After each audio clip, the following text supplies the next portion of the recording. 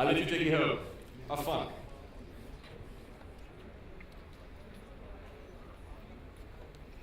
Let me tell a story. Let me tell my personal story. I'm a co-founder of Prezi, kind of a famous company now. But I was not always a co-founder of Prezi, right? When I was 24, when I was a target customer of Wise, I was a really talented young guy.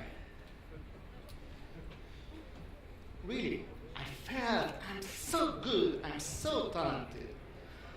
I was kind of the natural leader. I was always part of the hub. I was the organizer of school events. I was the leader of the student committee. I had good grades at university. I just nailed it without any big effort. I never did anything really, really uncomfortable in my life because I didn't have to do, because I was so talented. I always had one direction in my life.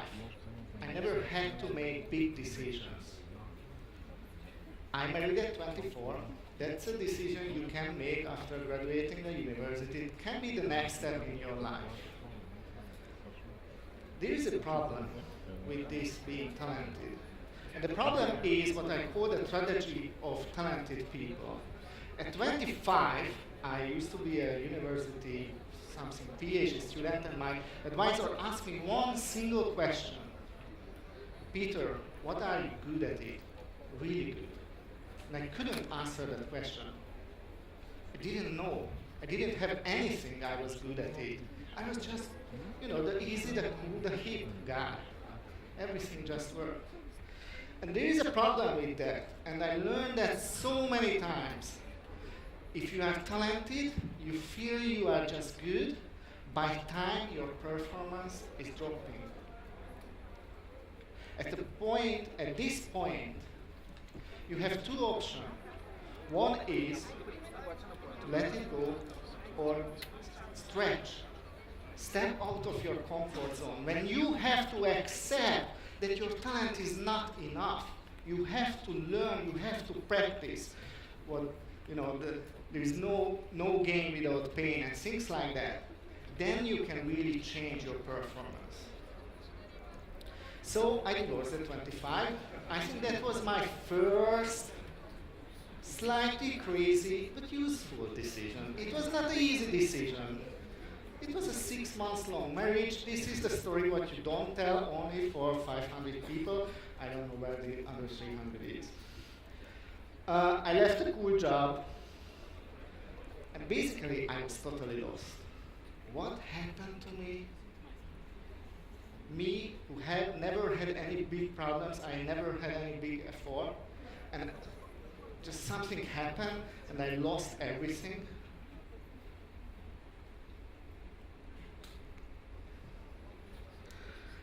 For really growing, to practice growth, you have to follow slightly crazy ideas.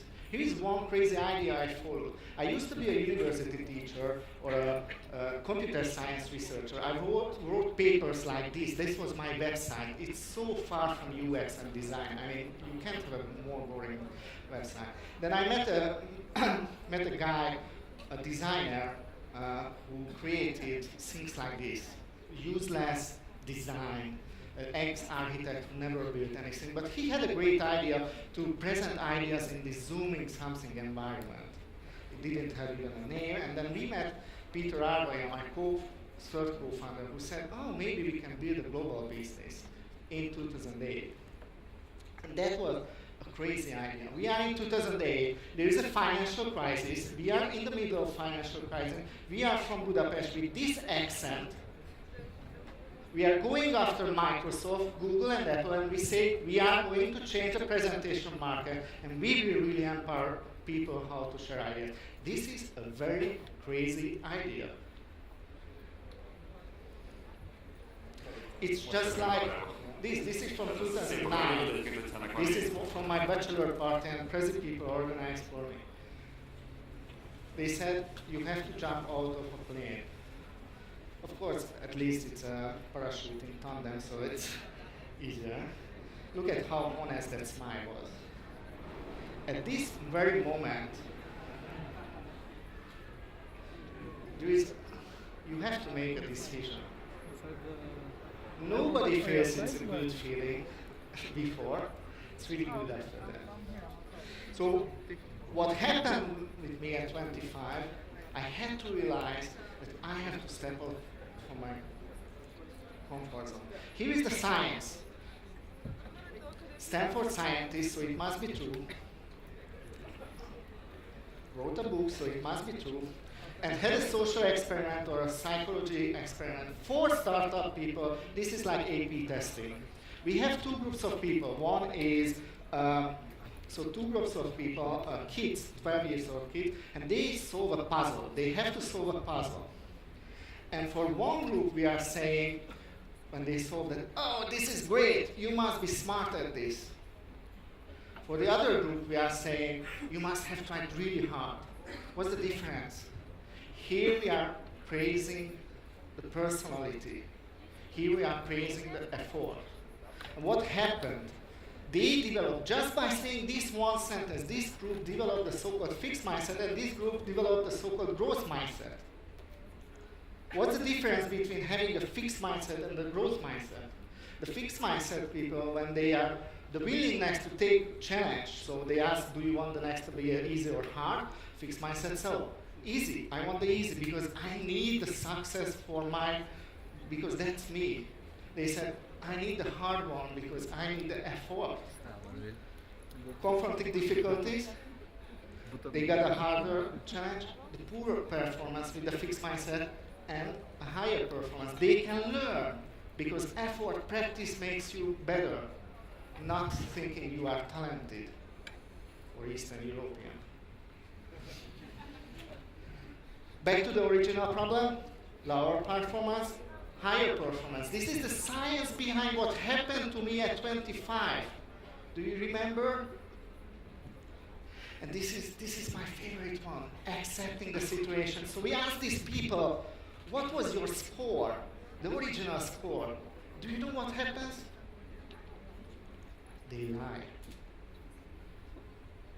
Because you must lie. If you are saying that I was wrong at the beginning, you are saying I'm wrong. If you are saying that I was wrong, you are saying, yes, I was wrong, and I'm now better. What we say at Prezi, better, never the best. You must be always better, but never the best. There is no such thing as best. This is the mindset we need to grow and we need to learn. This is really hard. I know parents are sitting here and thinking, oh shit, I screwed up with my kids because I told them how cute they are and how smart and talented they are. This is what we parents usually tell, especially to girls, but this is another conference talk. So why is it important? Because again, in 2008, a designer who never built anything useful, a university researcher who never built anything useful, and a serial entrepreneur who never had any successful business but was serial, decided to create a business to change presentations. Since then, this is a startup conference, so I tell how much money we raised, and we still have money, and we are still cash flow positive, so we have enough money in the bank, thank you. This guy wrote the first article about Prezi in TechCrunch in 2009. Since then, we are growing. We had 100,000 customers or users, then 18 million, and then 40 million. What happened at 40 and 50 million? We didn't care about registration anymore, but we are making money.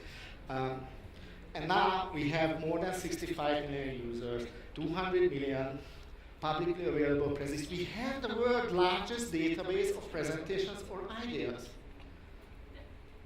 We just don't talk about too much. And we have more than 1 billion views. 230 people. But I'm not here to, for bragging. Ooh, how cool we are. I'm telling that you can do the same. We have an office in San Francisco. We have an office in Budapest. kind of the default setup, right? Why?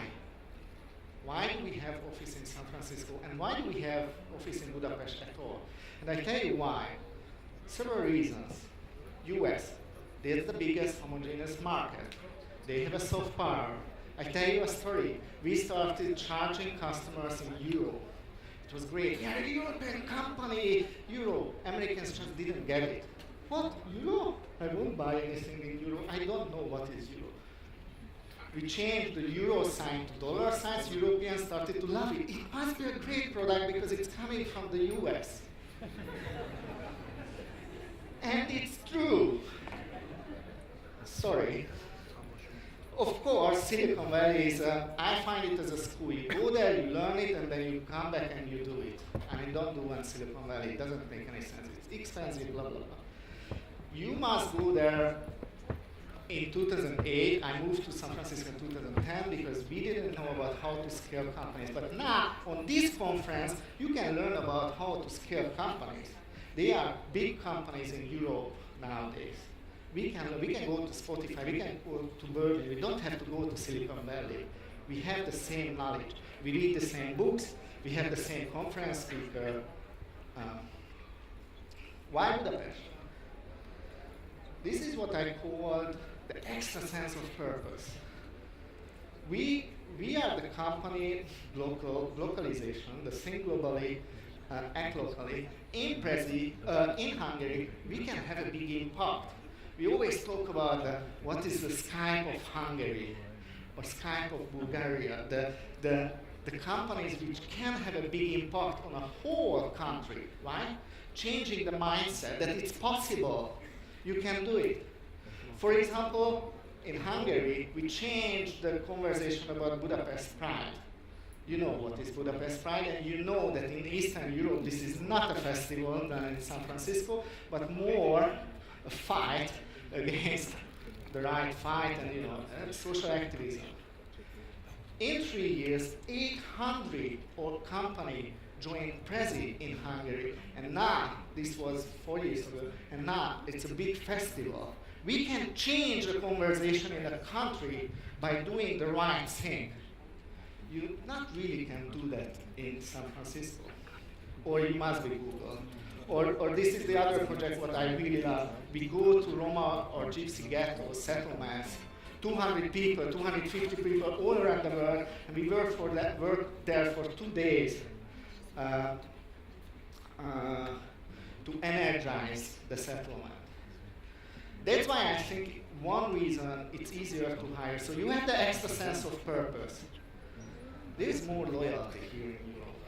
You can have a more meaningful relationship with your employees or friends. Because in San Francisco, in Silicon Valley, you are only one.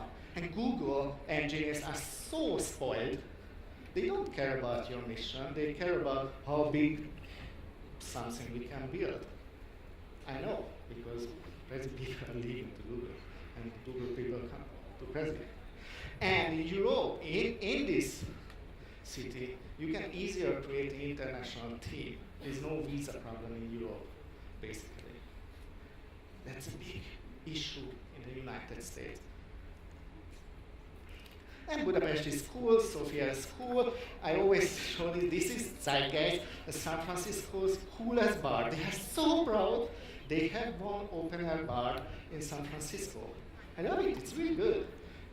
This is the best place winner of, I don't know what, the best bar in Budapest, best bar of the world in Budapest. This is the other bar in Budapest, this is the other bar, and as I saw, Sofia is very similar to Budapest.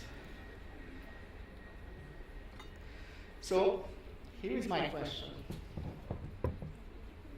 What does it matter who you are coming from? What did you do 30 years ago? I just found this. This is my favorite. I guess everybody knows this. Sofia is the next Silicon Valley. Because 30 years ago we built computers. Well, I tell you the truth. It won't happen. One, don't build the next Silicon Valley, we don't need it. I mean, it doesn't make any sense. Second, That's not growth mindset. If you start from what you did 30 years ago, and not about what you can do tomorrow or next week, you will have the same issues as I had at 25. Right? When you first face the challenges, you will fall back. Oh, I need something easier. I want an outsourcing job or something like that. The mindset really matters. The question is, do you really believe that you can learn? You can learn anything. You can learn coding. You can learn marketing. You can learn basically anything. It's not about who you were at school. It's not about who your parents were. It's about what you really want. Once a guy told me that, Peter, it doesn't matter what you are really good at it. Remember the question at 25? What really matters is what you are really ambitious about. Because if you are ambitious and you have the determination, you can reach anything. Maybe you just don't want to do that. So if you believe you can change, you must believe other people can change, and then we can believe that even countries can change, even corruption can change in these Eastern European countries. Everything can change, but you must really believe here. So here is my point today. We must upgrade our mindset and our brain before we start anything, before we start a business, before we scale up a company, whatever.